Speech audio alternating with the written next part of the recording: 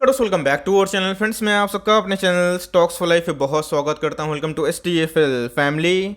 DFL members, बात की जाए एफएल इंडिया में हमें कंटिन्यूसली तेजी देखने को मिल रही है और दोस्तों ये तीसरा दिन है जहां पे अपर सर्किट हमें लगता हुआ देखने को मिल रहा है। दोस्तों आपको पता है कि एफएल इंडिया को मैं तब से कवर कर रहा हूं जब से इनके शेयर प्राइस में गिरावट हमें देखने को मिली। जी हाँ दोस्तों, जब मैंने इसको कवर करना स्टार्ट किया तो बहुत लोग बोले कि सर आप बहुत ऑब्सेस्ड हो गए एफएल को लेके। बट दोस्तों मैंने आपको एक ही बात हमेशा सिखाई है, जब स्टॉक गिरता है तो बहुत ही कम वीडियोस आते हैं, लेकिन दोस्तों मैं कंटिन्यूसली उस स्टॉक वीडियोस कवर करता रहता हूं जहां के फंडामेंटल्स स्ट्रांग होते हैं। बिकॉज ऐसे बहुत सारे निवेशक होते हैं जो लॉस में बेच देते हैं अच्छे कंपनी को। और दोस्तों मेरा हमेशा से मोटो रहा है कि अच्छी कंपनी पे आप लॉस बुक ना करें, टाइम दीजिएगा तो आपकी वो लॉस ऑफकोर्स प्रॉफिट में कन्वर्ट होंगे। और जब तक दोस्तों आप असल में लॉस में नहीं बेचेंगे आपका नॉशनल लॉस होगा। तो जी हाँ दोस्तों, अभी की बात की जाए तो एफएल इंडिया ने बहुत ही क्रिटिकल लेवल को सस्टेन किया हुआ है। और दोस्तों आने वाले कल में अगर ये इसको सस्टेन करता है तो एकदम दोस्तों जो जर्नी है 5000 की 5,500 की वो एकदम खुल जाती है। और गैस मैंने कंटिन्यूसली बेसिस पे आपको एक ही बात सिखाई है, जहाँ पे ग्रीड होता है और जहाँ फियर होता है आपको उससे अपने आप को कंट्रोल करना होता है। और फियर में जो अच्छी कंपनी होती है उसको ज़रूर खरीदना होता है। और मैंने आपको बहुत बार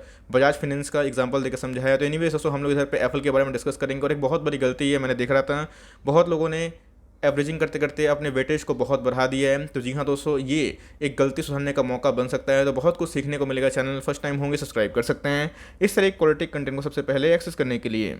इस इन्वेस्टमेंट जगत के भगवान की बात की जाए मिस्टर वॉरेन बफेट, आज दोस्तों उनका बर्थडे है। तो जी हाँ दोस्तों, आज जो पूरा वीडियो है इनको समर्पण, इनके नाम को समर्पण।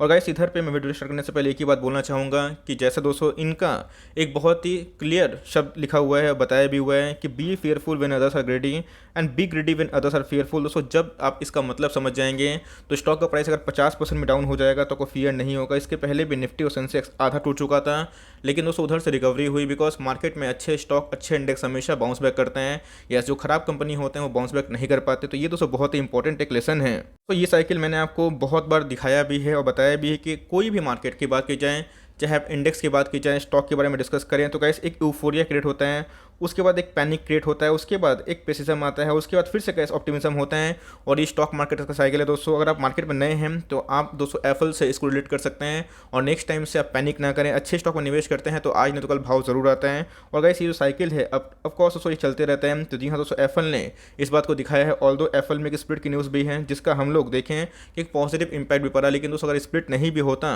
तो आने वाले कल में एफएल जरूर रिकवर करता है। ऑल्दो एसएम लिस्ट की वजह से वॉल्यूम लॉस हुआ है, लेकिन दोस्तों अगर एसएम लिस्ट नहीं होता, जो सर्किट आपको 5% के आसपास दिखाई पड़ रहा है वही गाइस आपको 15-20% के आसपास दिखाई पड़ता है। बिकॉज यही होता है जब मार्केट में सेंटीमेंट चेंज होता है तो गाइस वो ग्रिड में भी कन्वर्ट हो जाता है। अब धीरे धीरे गाइस जो एक पैनिक था वो हमें एक ग्रिड में कन्वर्ट होता हुआ देखने को मिल रहा है। और उसके बाद दोस्तों हमें एक यूफोरिया भी कंडीशन देखने को मिलेगी। और ये मार्केट है और ये कंटिन्यू होते चला जाता है।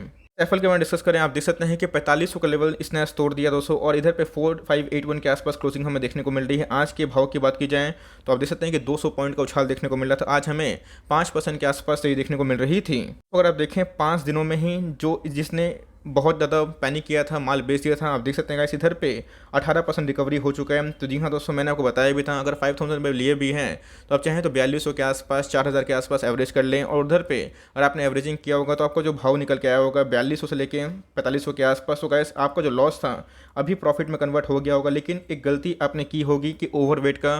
तो जी हाँ दोस्तों, इधर पे सुधर जाइए, क्योंकि इधर पे आप मार्केट में अगर आए हैं तो कोई भी एक स्टॉक में ज़्यादा वेटेज देना बहुत ही गड़बड़ हो सकता है। तो जी हाँ, अगर आपके जो लॉस है वो रिकवर हो चुके हैं तो मैं बताऊंगा कि स्ट्रेटजी क्या होगी। लेकिन दोस्तों इधर पे आप देखें कि 5 दिनों में ही हमें 18% के आसपास ये देखने को मिल चुकी है। टाइम हाई की बात की जाए, आप देख सकते हैं गाइस कि जब से लिस्टिंग हमें देखने को मिल रही है इसमें 400% से ऊपर रन देखने को मिल रहा है। दोस्तों कोई भी स्टॉक इतना भागेगा तो गिरेगा ही, और गिरने के बाद भी एक तेजी आती है और एक मंदी भी आती है, लेकिन स्टॉक के फंडामेंटल्स अच्छे होने चाहिए। तो क्या दोस्तों सही में इधर रिवर्सल हो चुका है। बात की जाए निफ्टी के मिड कैप और स्मॉल कैप आज हमें अच्छी खासी रौनक देखने को मिली, जिसकी वजह से सारे स्टॉक के प्राइस में हमें काफ़ी अच्छा उछाल देखने को मिला था। तो यस दोस्तों, अभी की बात की जाए तो मार्केट में जो सेंटीमेंट है वो चेंज हो रहा है एप्पल को लेकर, और धीरे धीरे ये सेंटीमेंट इसको बहुत ही अपवर्ड मूवमेंट पे ले जा रहा है। और जो स्पीड की कंफर्मेशन है इनके डेट्स भी हमें देखने को मिल चुके हैं। तो जी हाँ दोस्तों, अगर एसएम लिस्ट नहीं होता तो ये 5% नहीं दोस्तों 15-20% का सर्किट लगता। और आप देख लेते हैं इधर पे आपको जल्दी ही 5000 का लेवल टूटता हुआ देखने को मिल सकता था। कभी भी आप निवेश करते हैं तो make sure large cap company होती है तो उधर पर रिस्क बहुत ही कम होता है लेकिन रिवॉर्ड बहुत ही कम होता है। लेकिन दोस्तों अगर आप मिड कैप स्मॉल कैप पर निवेश करते हैं तो याद रखिए एक अच्छी कंपनी होते हैं तो आपको रिवॉर्ड जरूर करते हैं लेकिन वोलेटाइल होते हैं। और मैंने आपको बताया भी है कि मार्केट का साइकोलॉजी कैसे काम करता है। अगर आप देखें तो 11,000 करोड़ के आसपास की मार्केट कैप हमें दिखाई पड़ती है। तो गाइस इधर पर आप देखें इनका जो पी है 76 के आसपास हमें दिखाई पड़ता है। इसके पहले मैंने क्या बताया, जब मार्केट में यूफोरिया था तो 135 का इसका पी था, लोग लेने के लिए बेकरार थे जब ये 6,000 के आसपास था। लेकिन इनके दो अच्छे क्वार्टर के बावजूद भी गाइस इनके नंबर्स में इंप्रूवमेंट होने के बावजूद भी शेयर प्राइस गिर रहा था। और उसी के बदौलत अगर आप देखें तो अभी का जो प्राइस टू अर्निंग है 76 के आसपास हो चुका है। और गाइस कंपनी में पूरा ग्रोथ विजिबल है। इनके मैनेजमेंट ने साफ साफ बताया है कि इनको आने वाले कल में बहुत ज़्यादा एक्सपेंशन की उम्मीद है और अपने इंडस्ट्री को भी बीट कर सकते हैं। तो ऐसे बहुत ही ऑप्टिमिज्म वाला बयान उन्होंने दिया था। और आप देखें इनके जो आरओई है 40% के ऊपर हमें दिखाई पड़ते हैं, जो अपने आप में ही एकदम टॉप क्लास हैं।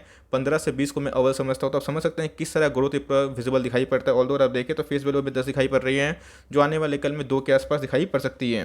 जब अगर आप देखें कंपनी के जो सेल्स हैं वो कंटिन्यूसली बढ़ते हुए दिखाई पड़ रहे हैं। इसीलिए मैं बोलता हूँ कि जहाँ पे सेल्स अच्छे होते हैं, जहाँ प्रॉफिट अच्छी होती हैं, आज नहीं तो कल उसको फंडामेंटल ज़रूर कैच करते हैं। ये टेम्पोररी एक ड्रॉबैक देखने को मिलता है लेकिन एस परमानेंट वो नहीं होता है। और अगर अगर आप देखें तो इनकी प्रॉफिटेबिलिटी बढ़ रही है। ऑफकोर्स इनके ऊपर एक थोड़ा सा डेट का प्रॉब्लम है बिकॉज इनके बोरोइंग से बढ़े। लेकिन वो क्यों बढ़ते हैं? बिकॉज कंपनी एक्विजिशन कर रही है। जैम के एक्विजिशन दोस्तों आने वाले कुछ समय में इनके टॉप लाइन को और बॉटम लाइन को इंक्रीज़ करेगा। और दोस्तों स्पीड की न्यूज़ की वजह से ये बहुत तेज़ चार्ट पे हुआ है।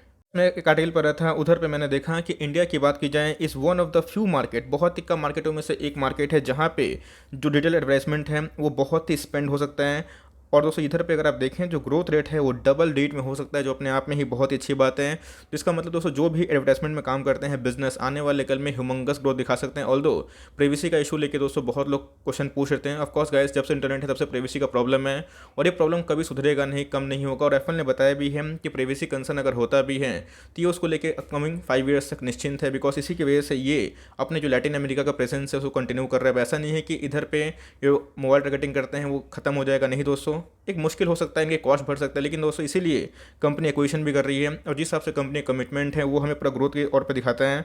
और इंडिया की बात की दोस्तों तो इधर पे चैनल की बात की जाए इसमें बहुत ज़्यादा ग्रोथ विजिबल दिखाई पड़ता है। और इसी की वजह से अगर आप देखें तो जो इनके फाइनेंशियल रिपोर्ट थे गाइस एप्पल के, उसमें ये क्लियरली फॉर्मेट्स बताया भी हुआ था और जिसकी वजह से ये बहुत ही फ्यूल कर सकता है ये पूरा सेक्टर ही।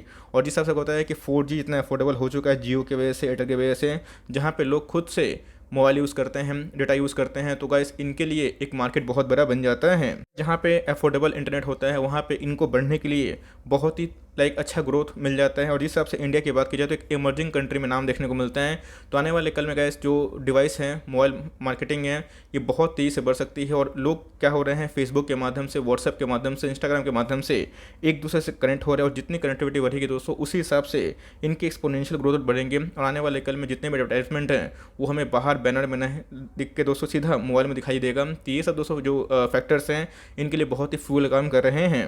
अभी भी अगर आप देखें तो बहुत लोग बोल रहे थे कि सर प्रोमोटर होल्डिंग के बारे में कुछ कमेंट्री दें। प्रोमोटर की बात की जाए तो इनके जो स्टेक है ऑफकोर्स कम होते हुए देखने को मिला। लेकिन दोस्तों अभी भी अगर आप देखें तो प्रोमोटर का स्टेक ऑलमोस्ट 60% के आसपास है, जो बहुत ही ह्यूज होता है। प्रोमोटर ने बताया भी था इनको पैसों की आवश्यकता है इनके एक्सपेंशन के लिए। लेकिन दोस्तों इसके रिस्पॉन्स में किसने स्टेक लिया था? FIAs ने और DIS ने। अभी की बात की तो पब्लिक के पास भी अच्छा स्टेक है और नोमुरा ने भी स्टेक बढ़ाया। तो जी हाँ दोस्तों, जो लोगों को लग रहा था कि वो फंस चुके हैं, हेल्पलेस फील कर रहे हैं, तो भाई चाहे तो आप जो एग्जिट कर सकते हैं गाइस। बिकॉज इधर पे मैंने क्या बताया, एक फियर एंड ग्रिड का साइकिल है। बट मैं अपनी बात करूं तो गाइस मैं इधर पे होल्ड एंड कंटिन्यू करने वाला हूं। इधर पे अगर आप चाहें तो अगर आपने बहुत वेटेज दे दिया है एवरेजिंग करने के चक्कर में, मैंने देखा है बहुत लोगों का पोर्टफोलियो का वेटेज 20% 25% के आसपास एफएल इंडिया में हो चुका है। तो अगर आप प्रॉफिट में आ चुके हैं तो मेरे हिसाब से गाइस थोड़ा सा एक्सपोजर आप रिड्यूस कर सकते हैं। ऐसे मेरी पर्सनल सलाह होगी, क्योंकि कोई भी स्टॉक में चाहे जितना भी अच्छा क्यों ना हो आप ओवर वेटेज ना दे दें, ये बहुत ही गलती होती है। और यस, एवरेजिंग करने के चक्कर में बहुत लोग अपना जो वेटेज है बहुत ज़्यादा दे देते हैं, तो ये ऑफकोर्स ठीक नहीं है। बिकॉज एफएल एक मिड कैप कैटेगरी कंपनी है, तो अपने वेटेज को आप कंटिन्यू कर सकते हैं, मतलब थोड़ा रिड्यूस करके। और इधर पे आप लॉन्ग टर्म के लिए बेट किए हुए हैं तो भाई एकदम बिंदास होल्ड एंड कंटिन्यू करें। कंपनी फंडामेंटली अच्छी है, मैंने आपको ग्रोथ दिखाया और कंपनी के बारे में बताया भी है। देखा दोस्तों कैसे एक जो फियर था वो ग्रिड में कन्वर्ट हो चुका है। और पहले कोई भाव पे लोग लेने के रेडी नहीं थे, आज कोई भाव में लोग लेने के रेडी है। इसलिए गाइस लॉन्ग टर्म इन्वेस्टमेंट में यही होता है।